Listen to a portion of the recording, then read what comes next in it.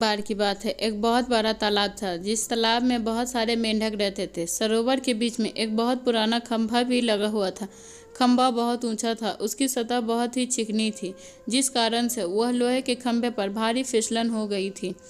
एक दिन की बात है, उस तालाब में रहने वाले मेंढकों के दिमाग में ख्याल आया कि क्यों न एक प्रतियोगिता कराई जाए, जिसमें इस तालाब में और आसपास के रहने वाले सभी मेंढक इस प्रतियोगिता में भाग ले सके।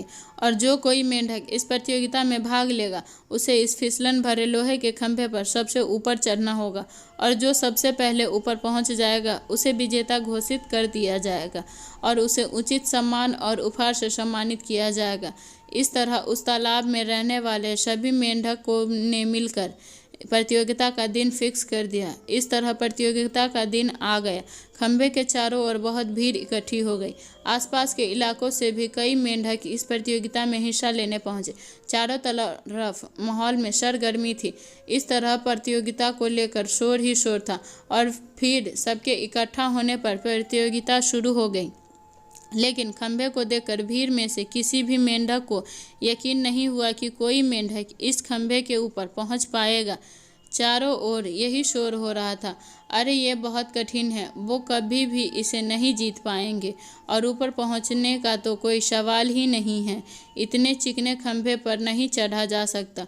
और यह हो भी रहा था कि जो भी मेंढक कोशिश करते वो थोड़ा ऊपर जाकर फिसलने के कारण नीचे गिर जाते, और कई मेंढक बार बार गिरने के बावजूद अपने प्रयास में लगे हुए थे। पर फिर भी अभी भी चिल्लाए जा रही थी, ये नहीं हो सकता, ये असंभव है। अब जो भी मेंढक उत्साहित थे, कोशिश कर रहे थे, वो भी ये सुनकर हताश हो गए और बार बार गिरने से उन्होंने अपना प्रयास करना भी छोड़ दिया। लेकिन उन्हीं मेंढकों के बीच एक छोटा सा मेंढक था जो बार बार गिरने पर भी उसी जोश के साथ ऊपर चढ़ने में लगा हुआ था, और लगातार वो आहिस्ता आहिस्ता ऊपर की ओर बढ़ता रहा और आखिरकार वह खंभे के सबसे ऊपर पहुंच गया। और इस तरह वह छोटा मेंढक इस प्रतियोगिता का विजेता बना। फिर जीतने के बाद उस मेंढक को ढेर सारे इनाम और सम्मान से सम्मानित किया गया, और सभी लोगों को उसकी जीत पर सभी को बड़ा आश्चर्य हुआ।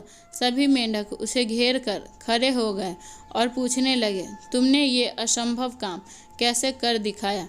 कैसे तुमने सबको पीछे छोड़कर जीत प्राप्त की? तभी पीछे से किसी मेंढक ने बोला, अरे इससे क्या पूछते हो, ये तो बहरा है, ये तो कभी किसी की सुन भी नहीं सकता।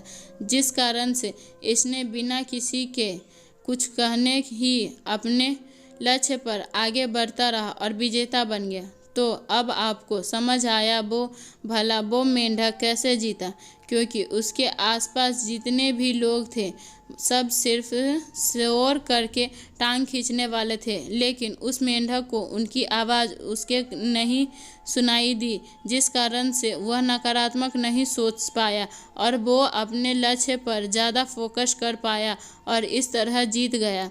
तो ऐसे में आपको जो भी पीछे रखने वाली आवाज़ें हैं, चाहे वो किसी भी नकारात्मक रूप में भी कुछ भी हो सकता है, फिर चाहे वो आपके दोस्त हैं और रिश्तेदार हों या आप खुद हों, अपने लक्ष्य पर आगे बढ़ने के लिए इन सभी नकारात्मक दिशा आपके अंदर सकारात्मक ऊर्जा का विकास होता है, और फिर आप अपने आप को एक मजबूत इंसान बनाते हैं, और जो कि अपने लक्ष्य को प्राप्त करने के लिए हर संभव काम प्रयास करते हैं।